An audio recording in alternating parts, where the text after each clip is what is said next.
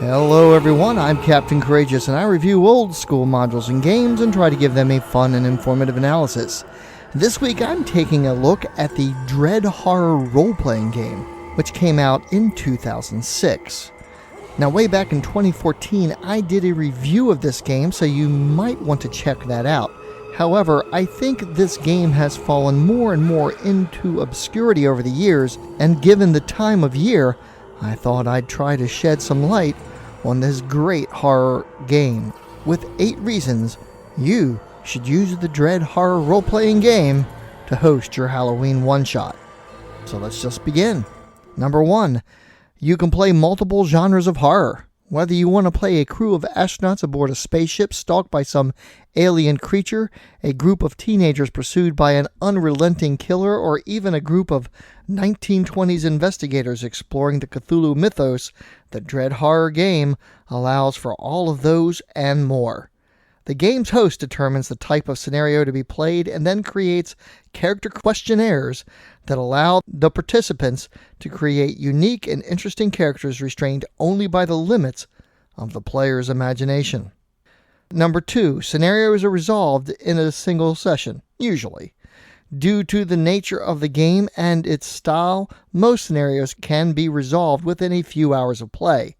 Of course, the pace and scope of the story are determined by the host, so by setting various goals and challenges to be accomplished, the resolution is sure to come to a conclusion within an evening's play. Number 3, it's easy to prepare for. Since there are no dice, no miniatures or battle grid, no character or creature statistics to worry about, preparation is quite easy. This is a theater of the mind game. The host should create a basic outline of the conflict of the story, flesh out the various non-player characters, what their backgrounds and motivations are, and create a few props to hand out during the game. Letters, diary entries, books of foul aspect. Really, the scope of this part of the game is only limited by the host's imagination and is a lot of fun. As always, players love it when there is something tangible to refer to. Patient files at the insane asylum, or perhaps a broken clay tablet inscribed with ancient runes. Whatever you can think of that can add to the immersion of the story. I also like to flesh out locations or events in a brief outline form.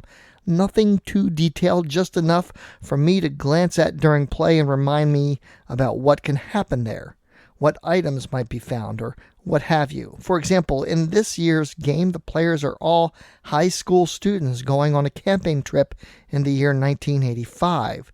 So in my outline, I have several locations that should appear at some point. Some of the things must happen in a certain order.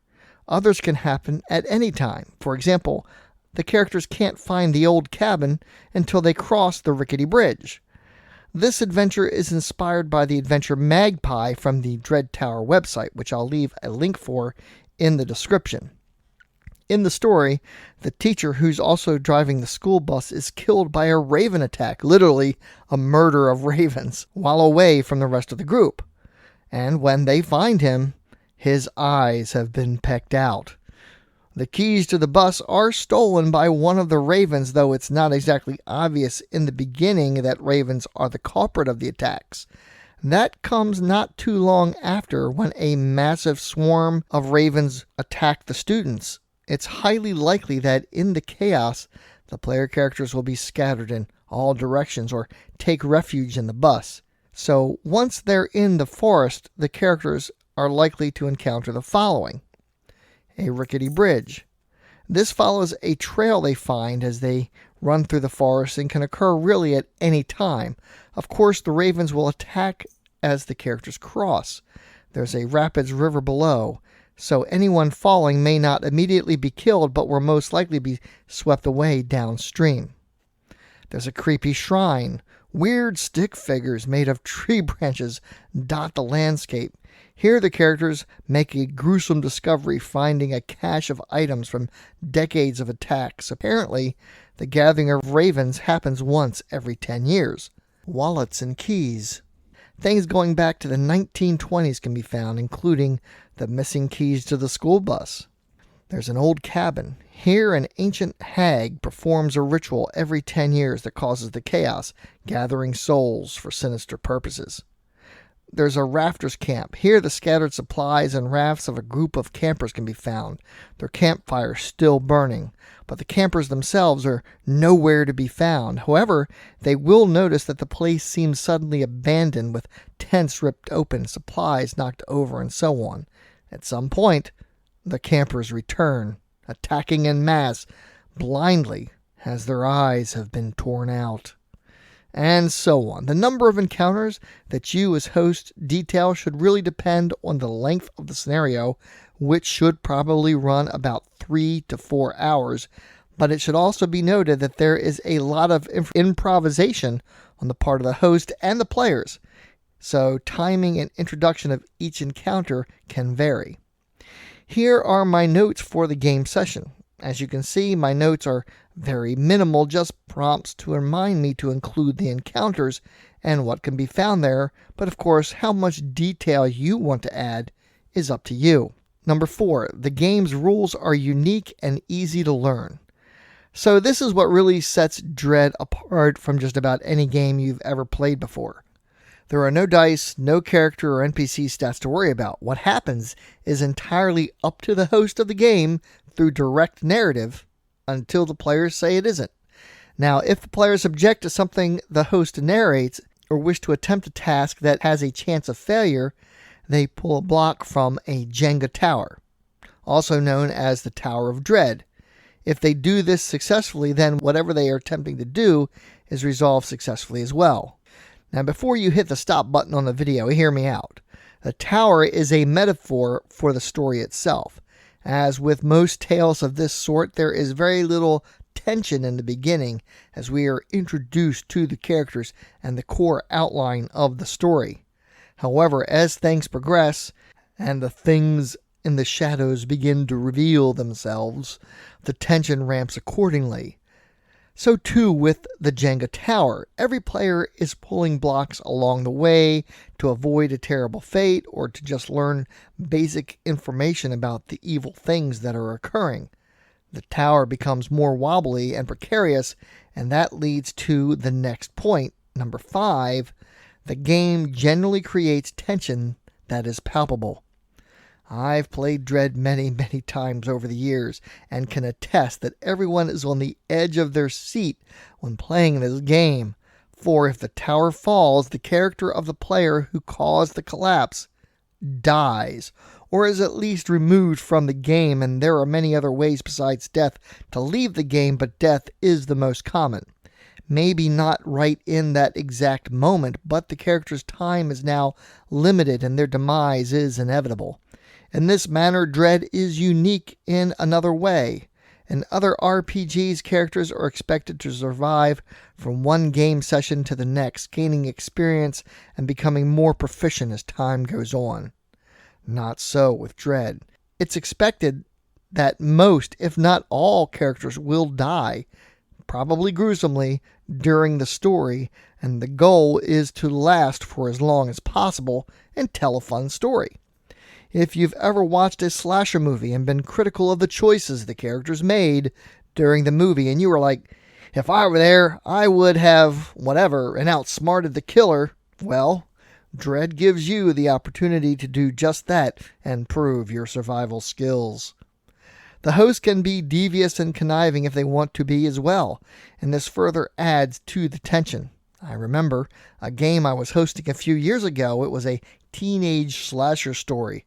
The killer cornered one of the characters, and as they tried to escape, the tower fell.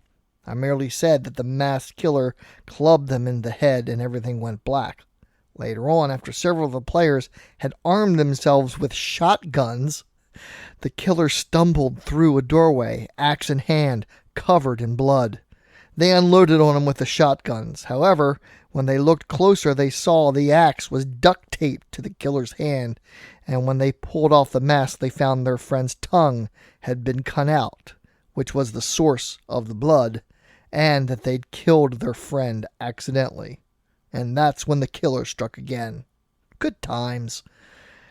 As the tower becomes more wobbly the pulls take longer. The tension is excruciating for everyone in the room. So while you might intuitively think that slowing down the scene to make a pull will kill the tension, the opposite is actually true, and a good host will leverage this by having what's happening with the tower parallel the story. Number 6, you can get your non-gamer friends involved. One of the unique things about this game is that you can probably get some of your non-gamer friends to play. Those that would never sit down for a game of Dungeons and Dragons or Call of Cthulhu can probably be enticed to play, especially those who might be into the horror genre of movies and books. Given my rather public profile in my local area as a DJ and karaoke host, quite a few people know about my hobby as a gamer. While some might have expressed curiosity about playing, they really don't have the time or desire to commit to a weekly game. However, many have been able to make it to my Halloween one-shots over the years and have had a blast. Number 7, characters are easy to create, but can be complex. There's no min-maxing, there's no worrying about character balance, as there are no statistics. The character questionnaire is basically a personality test for your character, a Rorschach inkblot, if you will. The host determines the questions, seeding them with potential conflicts and quirks about the character that can come into play during the game. Conversely, the player can take an apparently innocuous question and turn it into something meaningful, and thus, even if the questions are the same for every player, every character will be different based on how the players answer the questions. One of the more famous Dread stories has to do with a simple question of, "Where did you get those shoes?"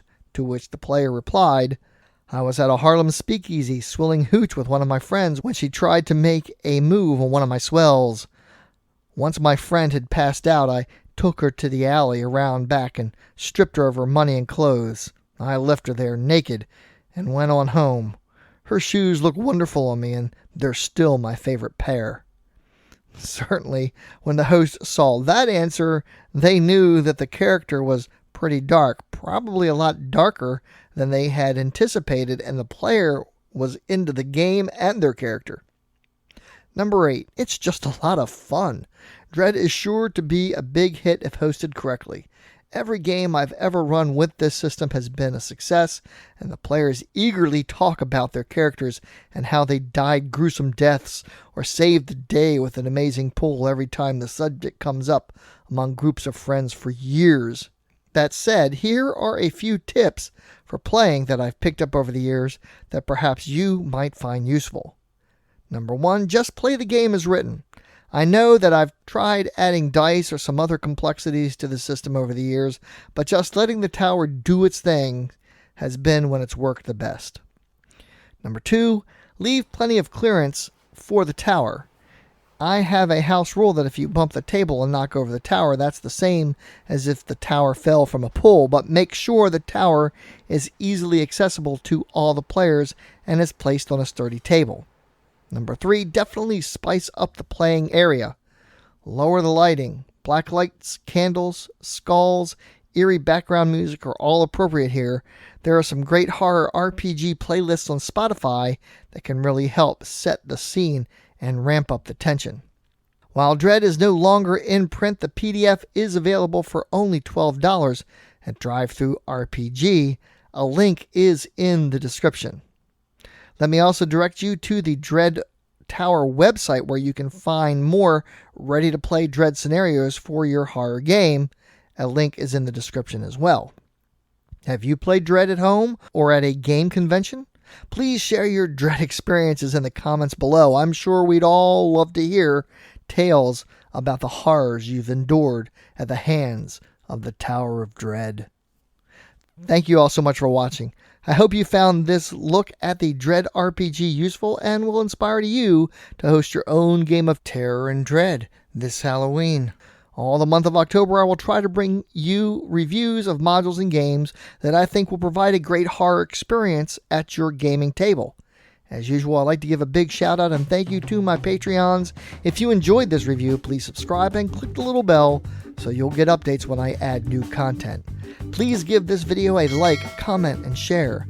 Join the channel's Facebook page, RPG Reviews, and consider supporting the channel by becoming a Patreon yourself. Or alternatively, you can just send a tip through the PayPal tip jar, link in the description. As always, my friends, may your D20 roll true and game on.